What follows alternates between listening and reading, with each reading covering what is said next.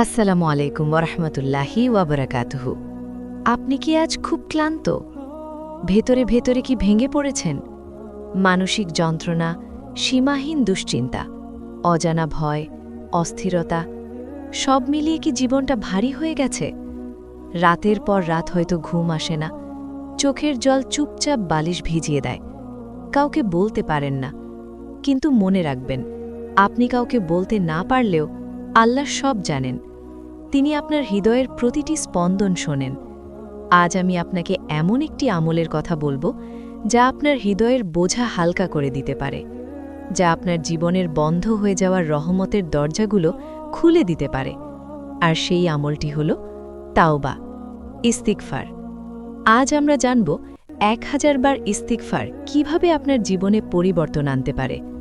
ভিডিওটি শেষ পর্যন্ত সাথে থাকুন। ইস্তিগফার আসলে কি? ইস্তিগফার মানে আল্লাহর কাছে ক্ষমা চাওয়া। সবচেয়ে ছোট কিন্তু শক্তিশালী শব্দটি হল আস্তাগফিরুল্লাহ। অর্থ, হে আল্লাহ, আমি আপনার কাছে ক্ষমা চাই। রাসূলুল্লাহ সাল্লাল্লাহু আলাইহি ওয়াসাল্লাম তিনি নিষ্পাপ ছিলেন, তবুও তিনি দিনে 70 বারের বেশি, অন্য বর্ণনায় 100 বার পর্যন্ত ইস্তেগফার করতেন। সহিহ মুসলিম। তাহলে আমরা, যাদের প্রতিদিন অসংখ্য ভুল হয়, আমাদের কত বেশি করা উচিত একবার ভাবুন।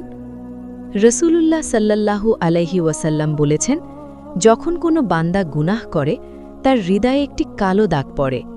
যদি সে তাওবা করে, ইস্তিগফার করে, তাহলে সেই দাগ মুছে যায়। আর যদি গুনাহ বাড়তে থাকে, তাহলে দাগও বাড়তে থাকে। তিরমিজি। কল্পনা করুন, আপনার হৃদয়টা একটি আয়না। গুনাহ সেটাকে মলিন করে দেয়, আর ইস্তিগফার হল সেই পলিশ যা আয়নাকে আবার পরিষ্কার করে দেয়। যখন হৃদয় পরিষ্কার হয়, তখন তাতেই নেমে আসে প্রশান্তি। আল্লাহ তাআলা সূরা নূহে বলেন, তোমরা তোমাদের রবের কাছে ক্ষমা প্রার্থনা করো, নিশ্চয়ই তিনি অত্যন্ত ক্ষমাশীল।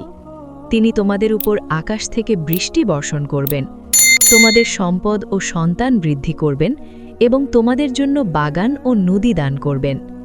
এখানে শুধু আখিরাতের কথা নয়, দুনিয়ার বরকতের কথাও বলা হয়েছে। তাই আপনি যদি অভাবে থাকেন, ইস্তিগফার করুন। আপনি যদি মানসিক অশান্তিতে থাকেন, ইস্তিগফার করুন। আপনি যদি পথ হারিয়ে ফেলেন, ইস্তিগফার করুন। 1000 কেন? কিন্তু 1000 বার বললে মন ধীরে ধীরে স্থির হয়। প্রথম 100 বার হয়তো শুধু শব্দ, 200, 300, 500। তারপর হৃদয় নরম হতে শুরু করবে, চোখ ভিজে আসতে পারে। আপনি অনুভব করবেন আপনি একা নন, আল্লাহ শুনছেন। কিভাবে করবেন? সময় বেছে নিন, ফজরের পর অথবা তাহাজ্জুদের নীরব সময়।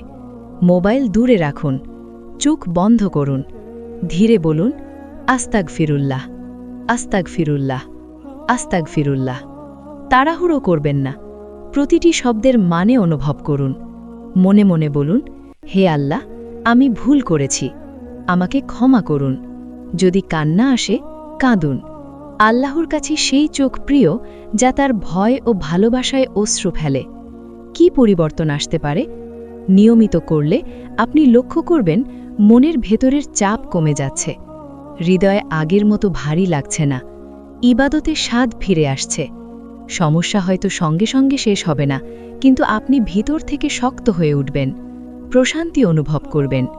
এটাই ইস্তিগফারের বরকত। চলুন আমরা একসাথে কয়েকবার বলি, আস্তাগফিরুল্লাহ, আস্তাগফিরুল্লাহ, আস্তাগফিরুল্লাহ। হে আল্লাহ, আমাদের গুনাহ ক্ষমা করুন, আমাদের অশান্ত হৃদয়ে প্রশান্তি দিন, আমাদের দুশ্চিন্তার বোঝা হালকা করুন, আমাদের তাওবা কবুল করুন। আমিন। যদি এই বার্তাটি আপনার হৃদয়ে সামান্য নাড়া দিয়ে থাকে, কমেন্টে লিখুন আস্তাগফিরুল্লাহ। হয়তো আপনার এই লেখাই কারো হেদায়েতের কারণ হবে। ভালো থাকুন, ইস্তিগফারের সাথে থাকুন। আসসালামু আলাইকুম ওয়া রাহমাতুল্লাহি ওয়া বারাকাতুহু।